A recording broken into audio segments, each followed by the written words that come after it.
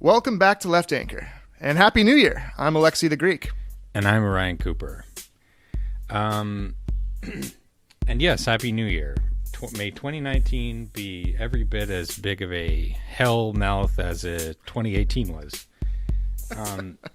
So to start off today, I think we want to dive right in. We're going to talk a little bit about the accounting of imperialism. Ooh.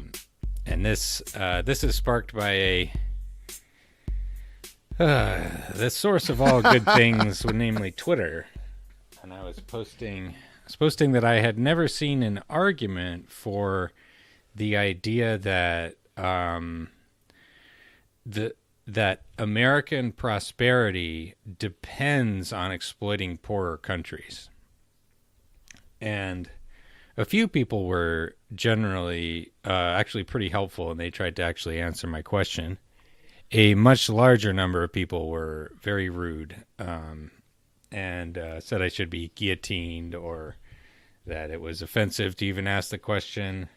But I thought it would be an interesting thing to dive in, to actually sort of try to logic this out, because I think it has important implications.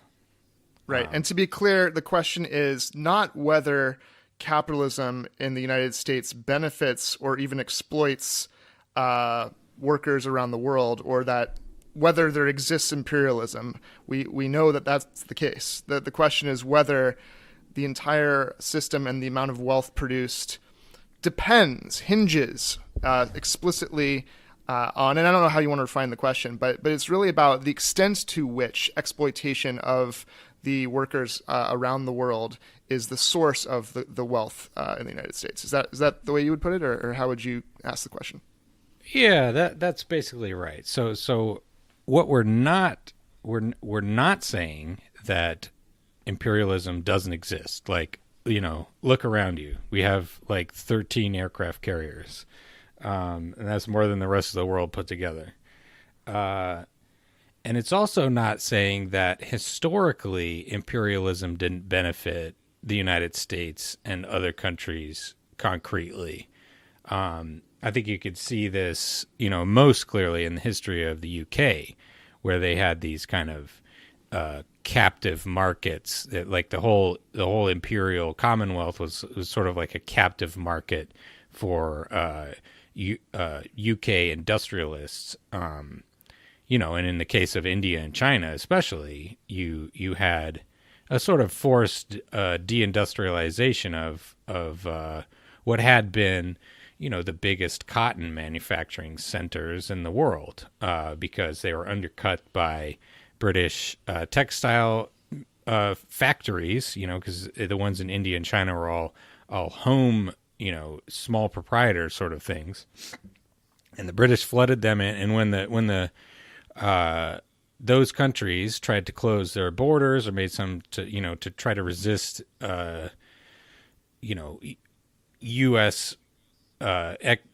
UK economic penetration, the British responded with masses of military power, and gunboat diplomacy, basically. And they did that for textiles and also for opium, the Opium Wars. It was like this was sort of part of the whole logic of the scheme. We're going to sell textiles in India, and then later we're going to stuff China full of opium because it sells like hotcakes, classic drug dealer sort of setup, and kind of wrecked those countries for several centuries. They were reduced, impoverished. I would say that hotcakes sell like opium rather than opium selling like hotcakes, because really, opium even more addictive than hotcakes, I would say. Right. Yes. Right. Yeah, so we're not saying imperialism doesn't exist. We're not saying that imperialism isn't closely linked to global capitalism and the ways that wealthy countries in the quote unquote global north get rich. That's not the argument, right? Yes. Right. And I'm saying that, the question is, we here in the United States, we have this massively productive economic machine. Where does that production come from? What are the sources, and what are the sort of underpinnings of it? And I think politically, whether or not this is the case, that the U.S. Productivity is based on exploiting the global South, I think could have some pretty enormous ramifications, because if it's possible to cut back imperialism and only, moderately ding the U.S. economy, it would be much easier to sell to the middle class and the working class. It wouldn't be like, well, okay, we got to cut your standard of living by like 3/4 or whatever. And also, it's just a question where, I see it asserted a lot, and it's just not terribly convincing to me. It doesn't strike me as terribly plausible. And again, in terms of like the bulk of the production, not that clearly other countries are being dominated. They are being kept down, I would say, by like global capitalism. There, a lot of countries are being not allowed to get on that development ladder. But I think you could easily imagine a system in which that maybe wasn't necessary, and so that's what I wanted to look into. That's a good way to put it. And I'm glad you raised why it's an important question and the implications, because I think for many people intuitively, right, on the left, the intuition was to go against what you were saying because perhaps you were justifying in some way, right, like capitalism and the way that it doesn't rely on exploitation, except you're not saying that. You're probably going to conclude, I would think, that the exploitation it relies on is mostly domestic exploitation of workers, right? But like, people are probably not realizing that the argument is, as you say, no, in fact, this system is extraneously and unnecessarily being imperialistic, and the ways in which we can conceive of a different future politically, domestically, should readily allow for us to curtail wars, right? Because in a perverse way, reactionary ideas, if they think war is necessary for resources and for cheap labor, like you suggested, that could perpetuate the ideologies that support those terrible things. Yeah, and so one way you might try to dig into this is you could just look at total imports. Take a glance at. We'll link these in the description. The Federal Reserve keeps track of all the imports that are coming in, and the Census Bureau breaks them down by country. And so you look at total imports in 2017 were about $2.928 trillion. So a pretty sizable chunk. So you look at these the imports and where they're coming from.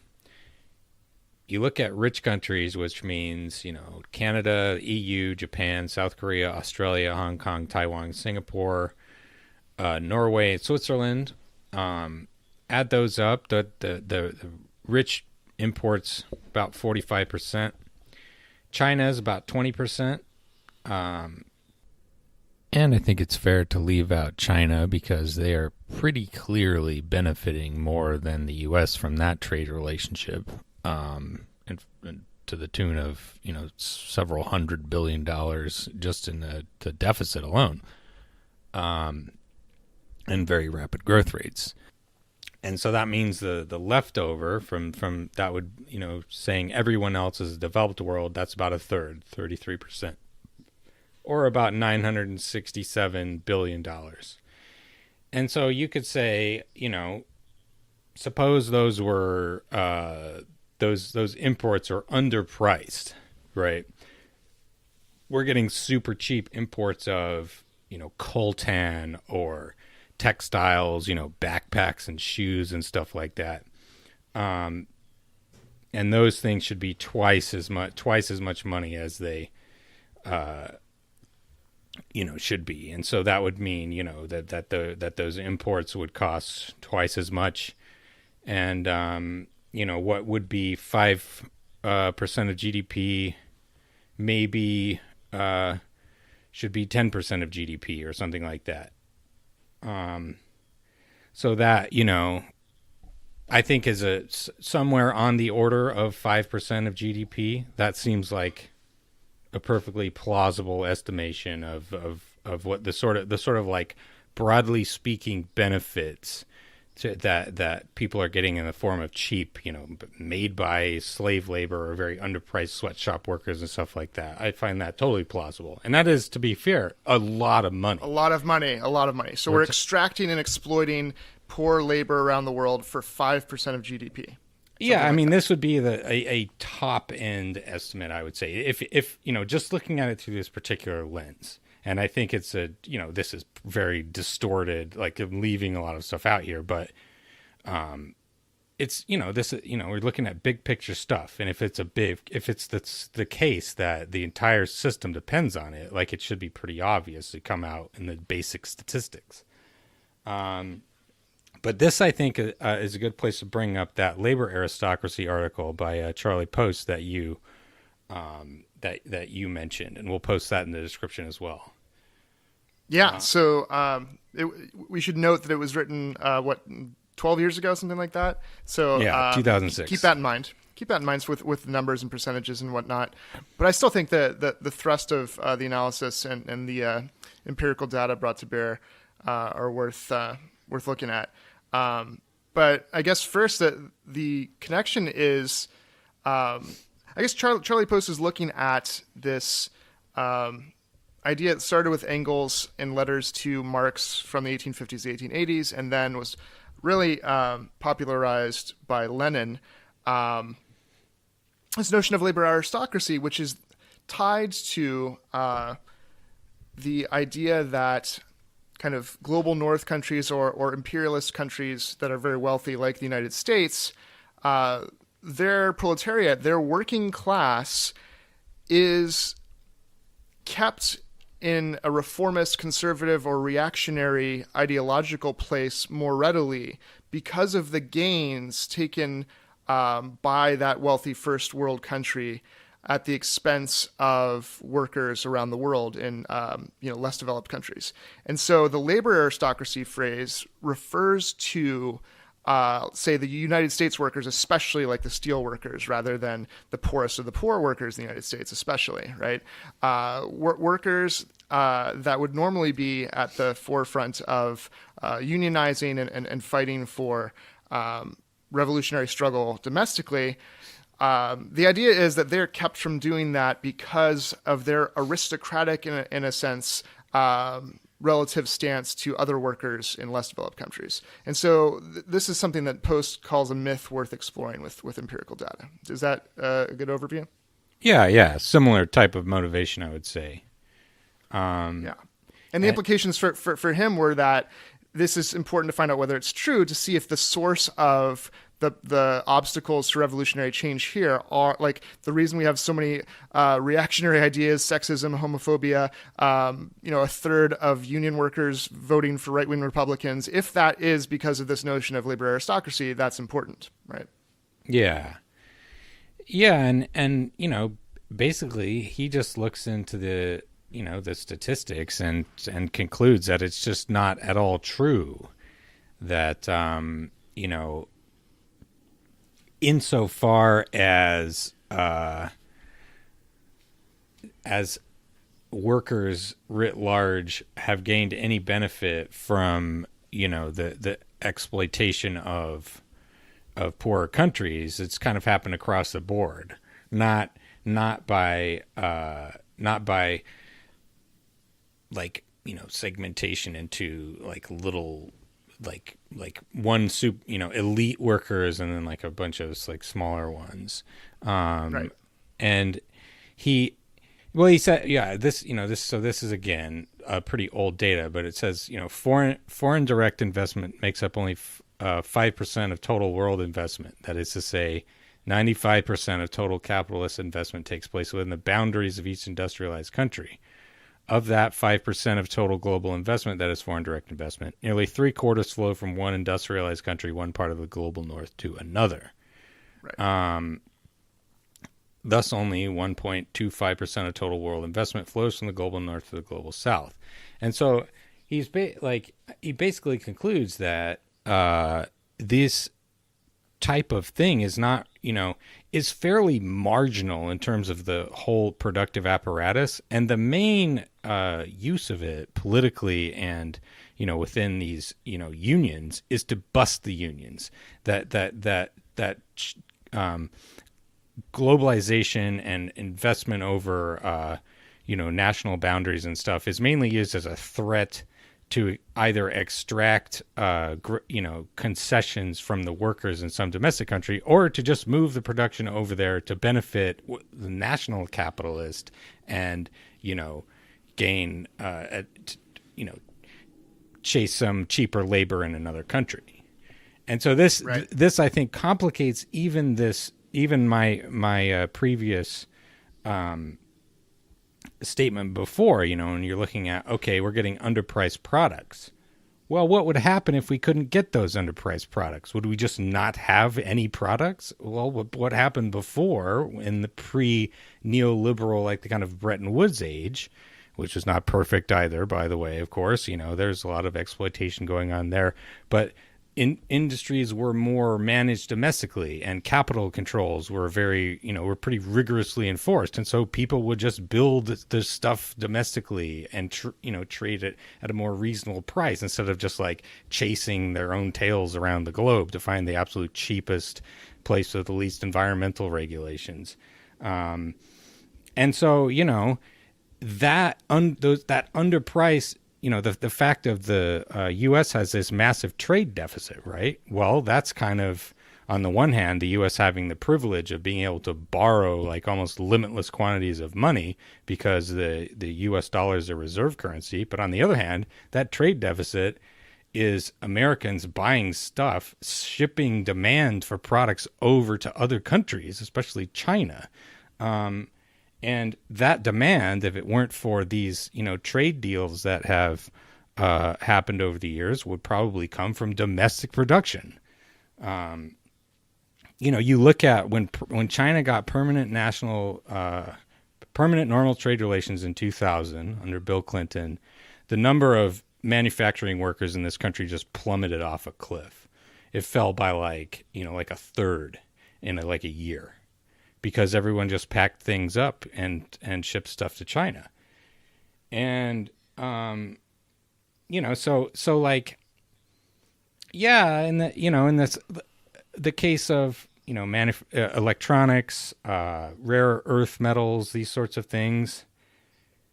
Yeah. In a sense, American consumers like me and you are benefiting from cheap electronics, cheap textiles and so forth. But like a lot of other people are being harmed by the loss of those jobs which would exist domestically. We used to make rare earth metals. They're actually not rare. China just undercut everyone by not doing any environmental cleanup at all. The rest of the working class that still has jobs is harmed by the undermining of solidarity and the anti-working class politics of, battering down wages broadly with the threat of, just as he says here. That's a great point.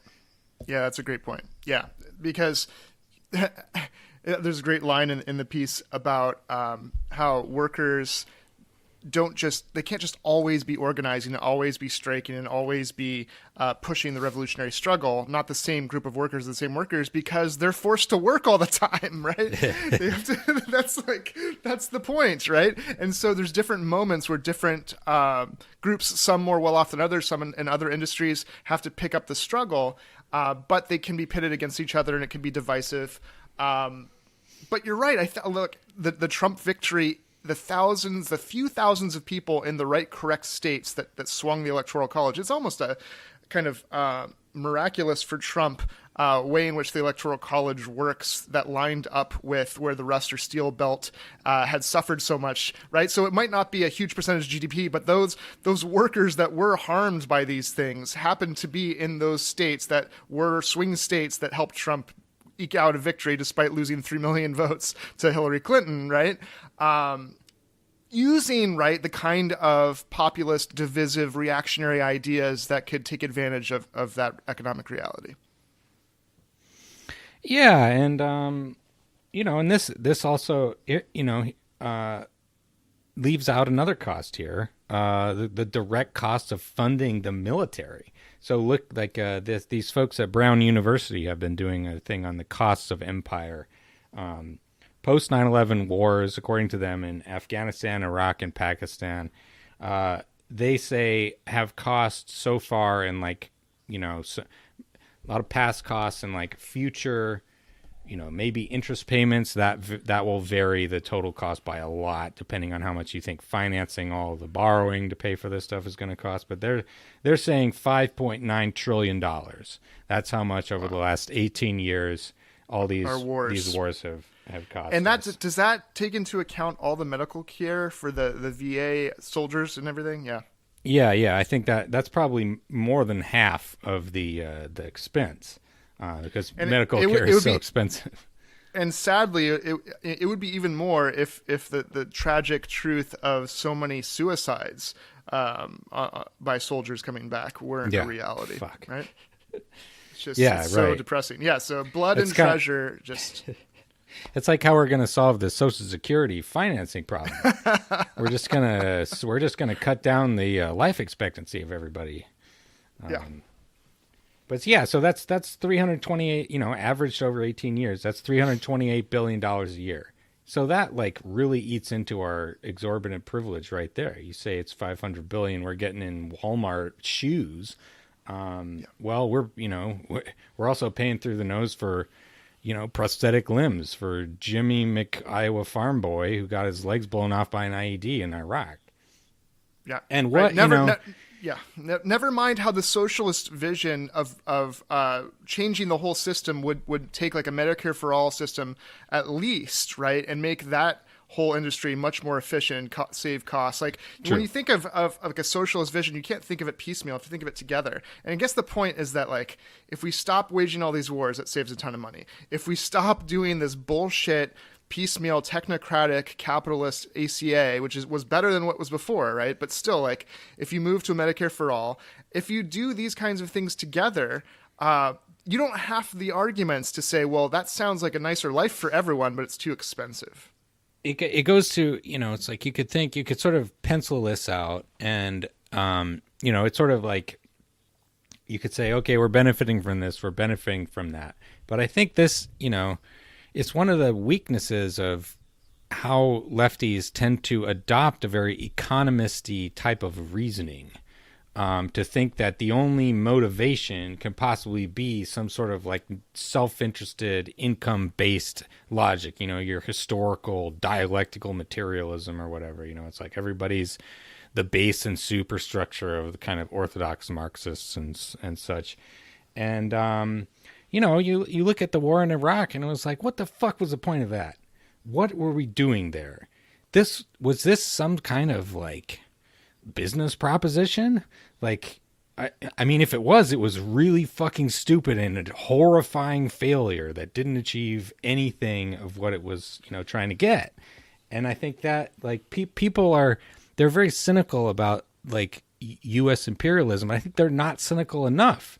It's not just mercenary. Like people are profiting. Sure, the defense contractors are profiting, and the maybe the oil companies are profiting a little bit, getting contracts to drill in Iraq and so forth. But like the country as a whole is suffering because it's senseless. That's the thing. The myth is that capitalism cares about like aggregate capital production and well-being of the country. There's a degree to which stability and certain things matter, but really the actors and the corporations want their own private entities to capture as much as possible, right? And they could be in league with each other to that end. But you mentioned not that long ago that like $3 trillion was left on the table in the last however many decades because of capitalism, and along the trajectory you say, you do a log chart of growth per capita from 1945 to 2007, trundling along at 2.2% per year, sometimes above, sometimes below. After 2007, it kinks down by about 40%, and it has not increased it has not caught up to the trend. In fact, it's actually getting further away from the previous trend with every passing year. And the reason is austerity and The basically austerity. That's the reason. They had the Obama stimulus, but it was only about half as big as it needed to be. And then after that, there was a shit ton of austerity because Republicans are in control of government. And yeah, we're sitting here, if you just measure that gap I think I measured it in 2017, in just back of the envelope, $3 trillion of GDP. That's bigger than the GDP of California. And it's because of, right. Capitalist ideology. This is hashtag thanks Obama. The creative destruction and the ingenuity and innovation and all of the ways that capitalism's ideology says, no, don't regulate anything because, whether or not you're a commie and you think things should be distributed differently, at least this is the way to grow aggregate wealth. And that's just a fucking lie, apparently. It depends on context, I think. We have been stuck in this trap before. This is the New Deal. This is why the New Deal, for all of its manifold successes, did not fix the Great Depression, because FDR wussed out, I should say, in 1937 and tried to balance the budget, and the economy just collapsed again, went right back into depression because he was a budget phobe. You look at FDR's campaign platform in 1932, every part of it is really good. It's like, we're all in this together, we're solving collective problems. We're going to we're going to take care of the business. We're going to kick the money changers out of the temple. And also we're balancing the budget because Hoover's spending too much money. And he didn't do that, but he never lost that ethos. And just like Obama, he never lost that, like this sort of neurotic fixation on the budget deficit. And so it took the war. The war, the New Deal got us maybe halfway there, and the war really got us the rest of the way there. And I think that basically, we had a new system after 1945, and it sort of went on autopilot for about 30 years, and then they started taking it apart. The capitalists got the whip hand again, and they started taking it apart and returning us a 1920s political economy. And then in 2007, we're right back to where we were in 1929. Same exact politics, with some fuzziness around the gold standard and such. Right. So, I mean, what does this say about, what are the political implications of this analysis of how capitalism works? Let's go back to that a little bit. I think. I guess the big political implication I would draw from this is that, workers of the world should maybe unite. That the enemy is not the... You heard it here first. Folks. The enemy, for the most part, is not the United States as a political entity and as an economic entity. There are some problems there, but they're fixable problems, and we don't have to immiserate the entire population to to make the economy less run in a sort of just fashion. The enemy is international capitalism, which global capitalism, exactly. They have the sort of transnational ruling class that is basically identifies more with its peers in Europe and China and Singapore and Hong Kong and wherever than it does with its actual domestic constituency. And that's right. The multinational corporations that use various states to their ends, right? Yeah, that's right. And I think that it kind of suggests a politics of thinking about we should tend to our own backyard, and then we should also think about our sort of comrades in other countries and try to set up because if we probably the case that workers within each country have more in common with each other than they do with people across the Pacific Ocean or whatever, but they certainly have more in common with the workers in those other countries than they do with their own domestic capitalist overlords, Yes. And I think that that this to me is the big missing. It's Lenin is trying to figure out why the workers they sided with their national governments in the war in 1914 instead of going internationally?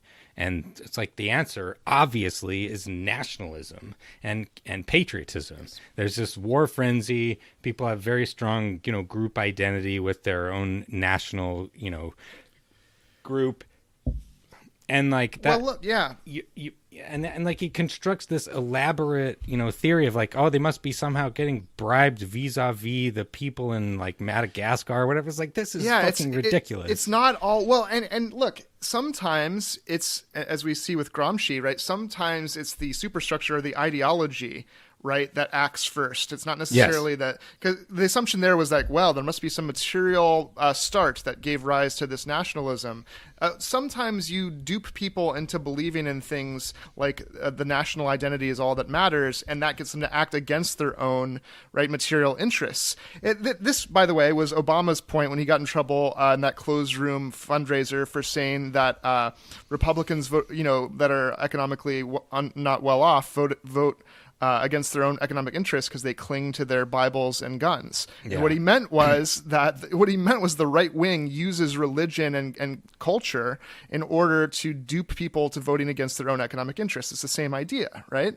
And Trump is taking advantage of this, and the whole global trend for the right to say, yes, indeed, globalists are to blame. Meanwhile, they're like, of course, like feeding the corporations' bottom lines, but like, yes, we must have nationalism, patriotism, close the border. This is the right reactionary way to dupe people into what seems like the right response against a globalized world that harms the workers, right? But the left has to offer an alternative, right, which has that solidarity internationally with other workers. Yeah, and I guess, it's like that. I as we were saying before, politically, I think it's, If it can be the case, and I believe it is the case, that you could reconfigure the U.S. economy to not exploit countries across the world, without really harming the well-being of the average American schlub, that would be definitely something that we'd want to take advantage of. But I guess, secondly, I think like. There's a lot of the right-wing caricature is like the liberals are blame America firsters, and like that's kind of silly, but I think there kind of is a strain of people who they're really into the idea that America is a terrible country, that it's like a uniquely historical, barbarous, full of ingrates and obese. Which is ironic. It's ironic because that itself is a myth of national identity, isn't it? Right? Yeah. It kind of is. And, it's like, again, America not defending, the last 20 years of blood and insanity from this country. But I think, my lesson is this is what happens when one country has overwhelming dominant power. When one country rules unchallenged. This is basically, so it's just maybe a little bit worse than when the UK was the dominant power, but they did the same kind of stuff. And, it's just, it's its own kind of chauvinism to think that Americans are uniquely terrible. We're just like anybody else. It's the shadow of American exceptionalism by saying we're exceptionally evil. It's the inverse of American exceptionalism, right? And it's just like all empires are evil in the sense that like the very point of them, right? And this is the sense in which we, like other powerful countries, do in some part necessarily rely on harming others. That's of course true. And that's what we're trying to combat, but we don't have to combat it by harming our own people as well, economically or otherwise. Yes. And I think that, the if you believe in democracy, you have to try to come up with a sort of program and a politics that will allow the people who are running the country to, sort of operate in a moral fashion.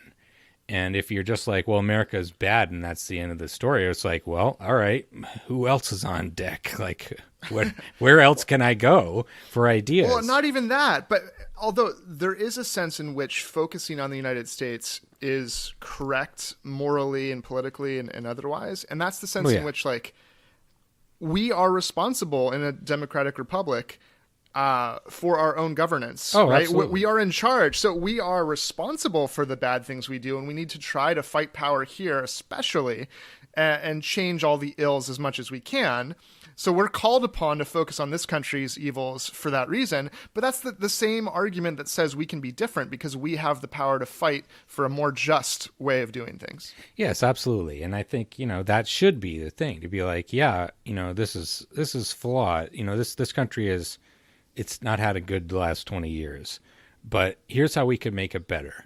And I think, I sort of imagine a neighborhood, or like two neighborhoods.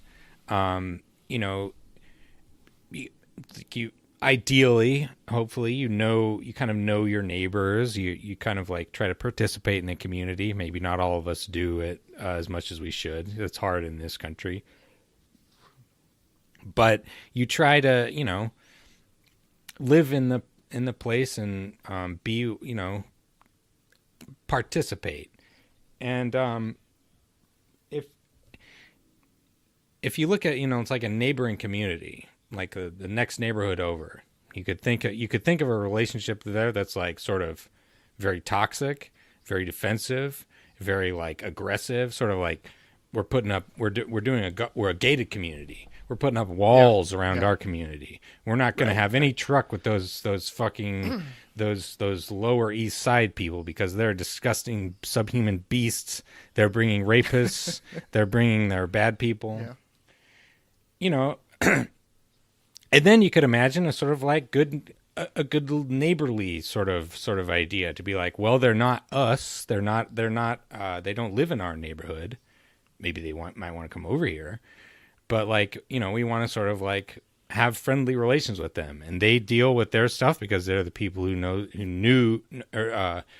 well how to deal with their own problems. We deal with our problems, but like maybe there's some room for some constructive engagement and some like cross pollination and friendly relations and so on and so forth.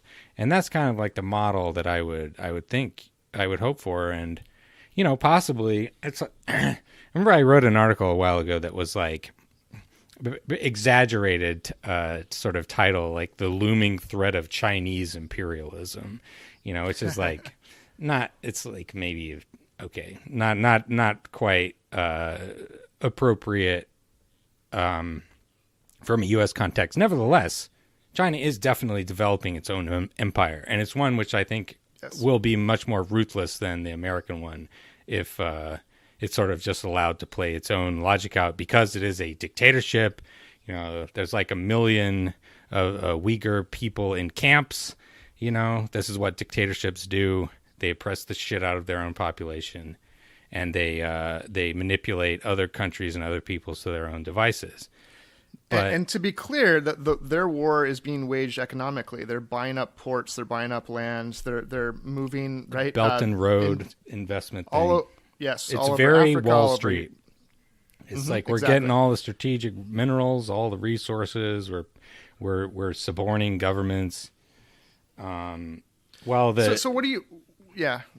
What do you say to the argument then that doesn't the U.S. have to participate and check the power of China economically in this global economic warfare? How, as socialists, how do we fight against global capitalism while at the same time tracking perhaps even more dangerous empires and what they're doing globally?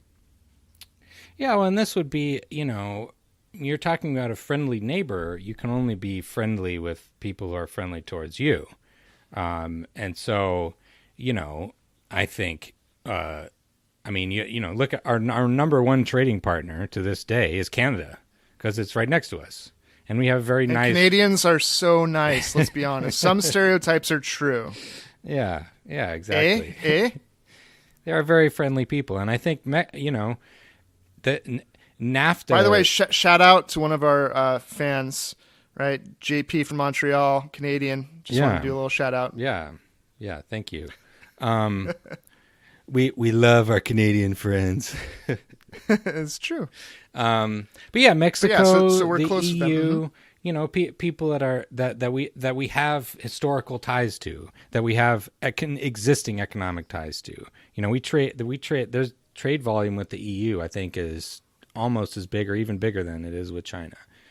And I think the way that the left should think about the rise of China is to be a sort of just like counterweight, not aggressive, not belligerent. It's like we're here to check them, and they're here to check us, and that's what makes the rise of China. I feel maybe a little bit optimistic about it. Is finally we have a peer nation, which is actually more I'm glad you put it that way, because that means we all should think of this in the global reality of what forces are checking what, not because we're Americans and so we're thinking America first, but because of how it affects workers here and everywhere. The global power play, right, matters.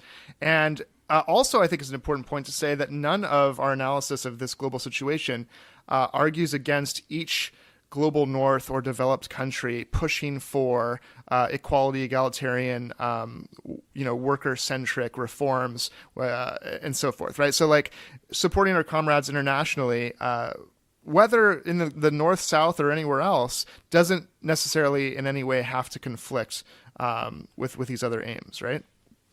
No, I don't think so. It's like that. I've seen people argue that like the real socialists are the ones who are against like the welfare state because we need imperialism to pay for it. It's like, no, we don't.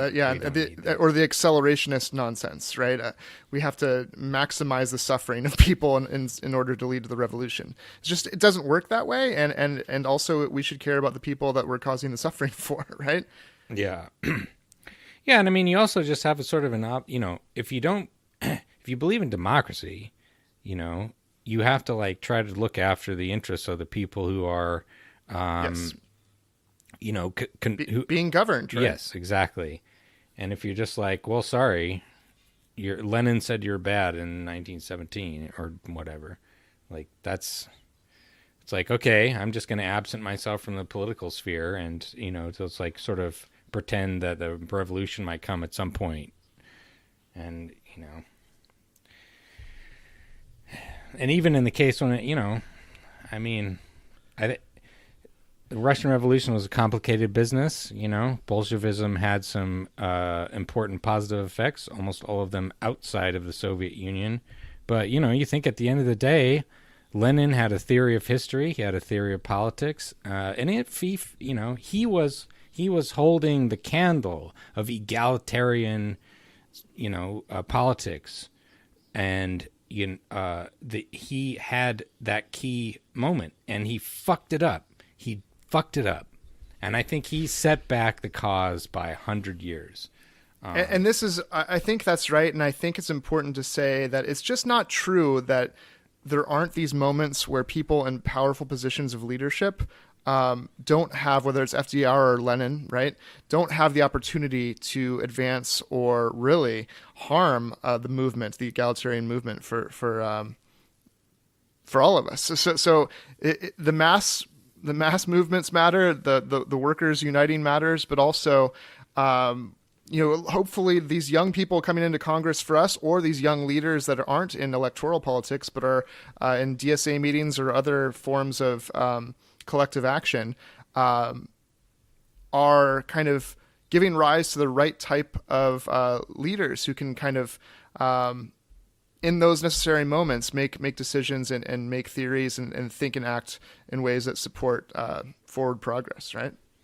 Yeah. This may be a good opportunity to bring up our second topic here, now that we've run somewhat over time with the first one, which is the latest l'affaire AOC. L'affaire de AOC. Yeah. She said that in an interview with Anderson Cooper, who's a Vanderbilt heir. Did you know that? I just learned that the other day. I did not know that. I did see him New Year's Eve not being able to handle a shot because he doesn't drink, and I don't know if you saw his face. He could just really, really was suffering, and was I think tremendously offended that he had to take tequila shots on TV. So well, he's a Vanderbilt heir. Good for him. I'm sure it wasn't the best tequila. And I cut Anderson Cooper a bit of slack because I remember the time he chewed out Mary Landrieu for like the government like falling down on Hurricane Katrina, and also because his name is Cooper. Exactly, he's a Coops. He can't be all bad. He's not the Coops, but he's a Coops. You think he'll give you some of that Vanderbilt money because of the Cooper name? Maybe if I change my name to Vanderbilt. No, but you're Cooper and you're a journalist, so you're basically the same family. Yeah, that's good. I think I've been blackballed by CNN though, so I probably will never get a chance to Thanks a lot, Fareed Zakaria. Yeah. But that's a story for another day. Yeah, so AOC, right, in this interview makes a very smart, true, and kind of not really controversial claim from an economist's perspective that, right, like a 70% marginal tax rate on the people making $10 million or more would be one way to fund a Green New Deal, right? Yeah, and in fact, it's like it's as Eric Levitz pointed out in an article, $10 million is actually a pretty almost conservative way of looking at this, you know. So you know, in 1981, when Ronald Reagan became president, the tax rate was 70% on all income over $216,000. So today that's like $680,000 if you adjust for inflation. She's saying 10 million. That's way above. And right. No, what did they say that only would affect 6,000 people, something like that, or was it 16,000? One of those. Yes, I mean, you're well into the top 0.1%, I believe. And we should be clear here, you know, the way that conservatives are spinning this is like she's saying 70% tax, so that your overall tax rate would be 70%. But reality, this is not true. This is a marginal tax. So the marginal is such a goofy word for this, but it's you are taxed at 70% only on income past the threshold. That's how the stair-step system works. Everyone pays the same amount from zero to whatever. Yeah. For you know, maybe you pay no tax up to 10,000, whatever it is. I'm just making it up. Yeah. From 10,000 to 30,000, you pay 15%. From 30,000 to 75, you pay 25%. I'm just making up the numbers, but right. So under this, the top marginal rate of 70% would kick in at the dollar that came after $10 million. So 10 million and one, that dollar, 70 cents would be taken from, right? And so like that first $10 million wouldn't be treated any differently, right? It would have the normal progressive tax rate. Yeah. And so this is super, super conservative, not radical in the least. In fact, I think you're going to bring up the Matt Bruenig comparison to Sweden, which basically has a marginal tax rate of 70% effectively at $98,000. So not at 10 million, but at $98,000. Yeah. And this is a connected discussion, by the way, to our previous discussion, because the idea that doing these kinds of things harms people is kind of the pushback that you get, right? Yeah. But it doesn't, except right. Like what? So what are the arguments? What are the arguments on offer here? Well, so I think, you know, number one, this is a good way to raise some money. Too much money going into the top, and just take some of it. I think that, you know, the MMT, which is good in and of itself. It's good in and of itself to reduce the amount of super wealthy people, right? That's like, yeah. Well, that was going to be my second point there, which was that like the maybe even more important use of this kind of tax is to just prevent people from making that much money, from making, quote unquote, making, I think is a pretty ideologically loaded term. Exactly. But you know, if you said, let's say $1 million, if you had a 70% And let's say you went around and you plugged some more holes and such in the to account for capital Loopholes, right? gains and the carried interest and all that kind of crap. You would change the terms of how people made their salary decisions, and so one of the big explanations for inequality has been just about how basically top executives have bargained at these big firms. If your marginal tax rate on a big increase in pay package is going to be 70%, 80%. It used to be 94% during World War II. You just won't get that pay package. It's like people were pointing out, back in 1950, there's only like 8 people who actually paid the top 90% top marginal tax rate. I was like, yeah, that was the point. It wasn't about taxation. Exactly. It was about to change the decisions. Yeah. And so in that way, you kind of dam up the economy, the flows of money in the economy. You put a barrier to the cash just like flowing up to the top. And instead of going to the top to shareholders and executives, the company will decide, okay, well, I guess we'll throw some more into R&D. We'll give the workers a raise. We'll put some more investment. We'll maintain our factories better, and so on and so forth. And so, just a key. A kind of a way of regulating the economy in a sense. It's like it's not even about taxes at all. It's about like structuring the whole system. Yes. The decisions by those who have the means, that own the means of productions and have the capital accumulated, what do they do with the wealth? What do they do with the capital? Well, you can change what they do with it, right, in a way that reduces rather than exacerbates inequality and doesn't necessarily reduce as if the overall wealth matters that much when 10 people have it. But forget about that for a moment. But it doesn't even necessarily have to harm your average median worker or non-worker in the country, right? That's another myth, I think, that's worth talking about.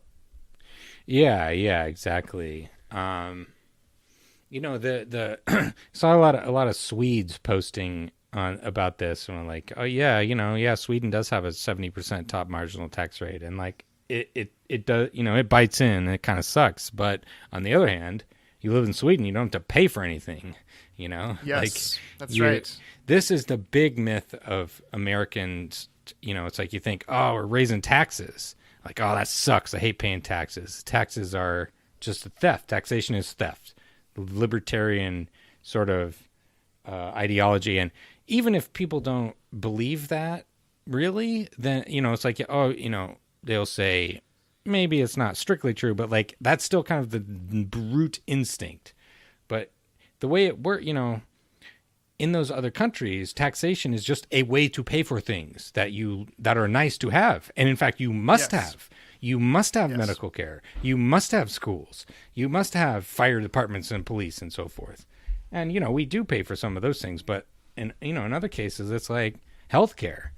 You pay tax and, then you come home and then you pay a shitload of other stuff. You pay for your deductible, you pay for your premiums, you pay for your co-pays, you pay for your co-insurance. And it's just this, and in fact, you also pay a shit ton of taxes for a medical system. So the value is a big important difference, right? So the return on investment, if you will, of the government spending and what you get for your taxes is significantly different in countries that actually provide you all those fundamental things to your life, whether it's your housing, your health care, your transport, public transportation, and there is some sense in which the American cowboy dream of living on your own land in the middle of nowhere. I guess you don't need public transportation or whatever. And there's that's the ideal. No, we can all just live off the land and be a cowboy or cowgirl. And that's, of course it would be tyranny to not let me do that. But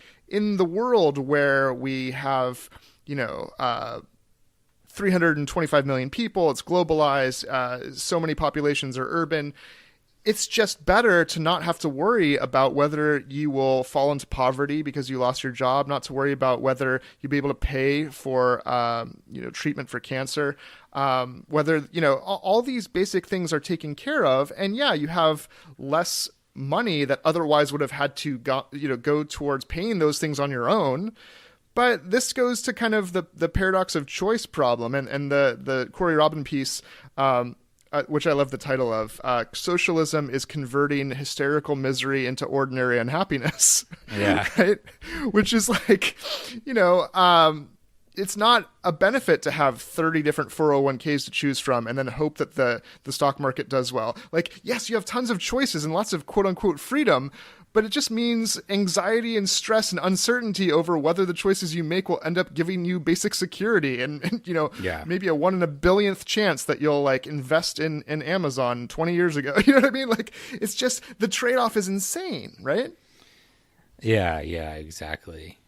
And the American neurosis about taxes means that so much of our social welfare state stuff is buried in the tax code in the form of tax expenditures, to where you're giving someone a tax break, which is identical to a subsidy, a direct spending. And what that does is just make it all hideously inefficient because it's incomplete. It's all very non-transparent. You just have to have these massive bureaucracies everywhere that are dealing with all this paperwork. And, clearly, if you account for tax spending, tax expenditures, America is actually, towards the top. We're on like 5th place in terms of social spending. It's just horribly inefficient. And if you just, I think this logic is actually coming back into play. For 30 years, in the triumph of Reagan and neoliberalism, Democrats and Americans in general were so neurotic about spending and so afraid of taxes that it was like, well, if you want to accomplish anything, you got to give them a tax credit for businesses that are hiring workers here at home. And I'm like, how about you just raise the money and do what you want to do? Set up a thing and don't make me fill out a bunch of forms at the end of the year. I mean, people get so confused over money, which is a symbol for the actual wealth, and the wealth is created by the resources and the labor put together, right? So, like, if you just forget about all the symbols for a moment and say, what would happen if you had, say, Bernie's plan, his platform right now, which is Green New Deal, but also like what $1 trillion infrastructure bill, something like that. Yeah. Okay, we will just create the wealth of revamping our whole infrastructure around the country. Like, that's the wealth. Actually having roads and bridges that work, right, and function, having public transportation. Like, that's the shit that's actually helping your life. And then people would be compensated for doing that and creating that wealth, and those would be the workers. It's not rocket science here, folks. Like, come on. No, and I think, I personally know a lot of people who are in that position, small business owners, who are, they're on the Obamacare exchanges and it's just like they don't work. People are pulling in well into 6 figures and the insurance is unaffordable, like literally unaffordable. Because you're talking about spending $25,000 before you get any benefit at all except for preventative care, and it's like it's ridiculous. Let me buy some fucking Medicare, for Christ's sakes. Well, the idea that having more disposable income makes any sense if you're in debt, can't afford a health insurance, can't afford food, can't afford your rent. Right? Like, who cares if technically you have more money in your bank account when you have all those expenses and problems? Yeah, you know what I mean? Like, yeah. Well, and it goes to show you perfectly that markets are appallingly terrible for allocating healthcare services, because very often people will have, most people have no medical needs at all over the course of a year. But sometimes people will have chronic medical needs that wildly exceed their income. And sometimes people will just have a turn of bad luck. They get hit by a car or something. And they have to have a very expensive surgery that totally exceeds their income for that year too. And the market solution is, fuck you, die. We allocate healthcare by price. You don't have the money to pay the price, then you should die. And that's it. And it justifies it ideologically by convincing people it's ethical and based on merit, and hiding the fact that luck and misfortune are the real arbiters of who gets screwed and who gets successful, so much more than your effort or planning or ability to like be a genius and game the market forces or something like that. And so it's terribly evil, not just because of the outcomes it produces, but because it convinces people that they deserve to be poor, they deserve right to be rich, when really luck plays a huge role in determining that, right? Or your connections to power. Yep. And, and that applies to people way up at, probably 95% of the population couldn't swing a major surgery at the drop of a hat, I mean, if you make $200,000, like, if you need like a quadruple bypass heart surgery or something like that, like that's $500,000 easy.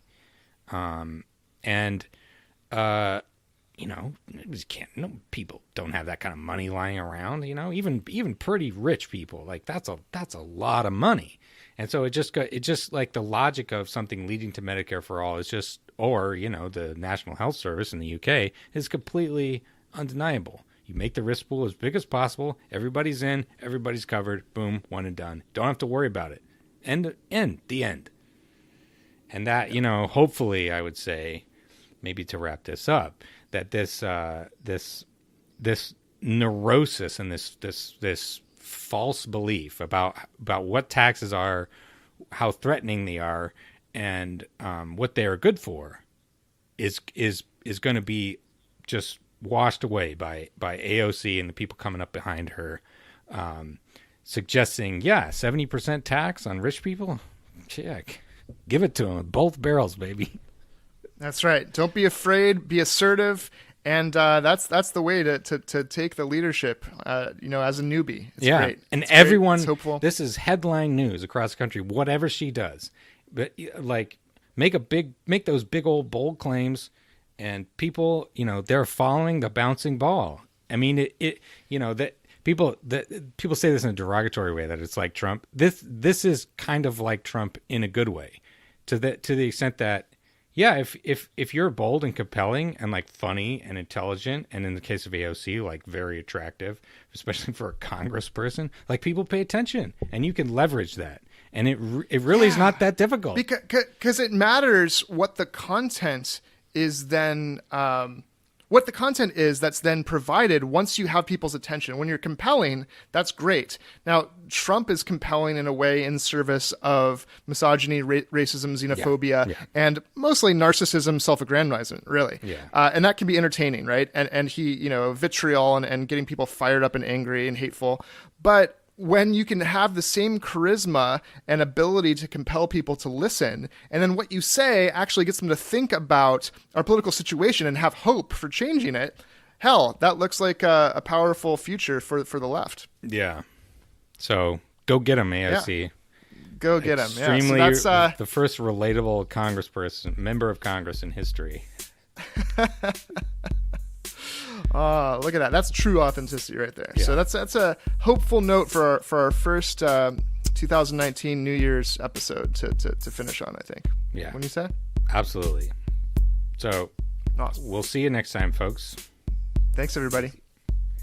Yes, and if you want to hear an extra episode every week, subscribe to our Patreon. Patreon.com/leftanchor.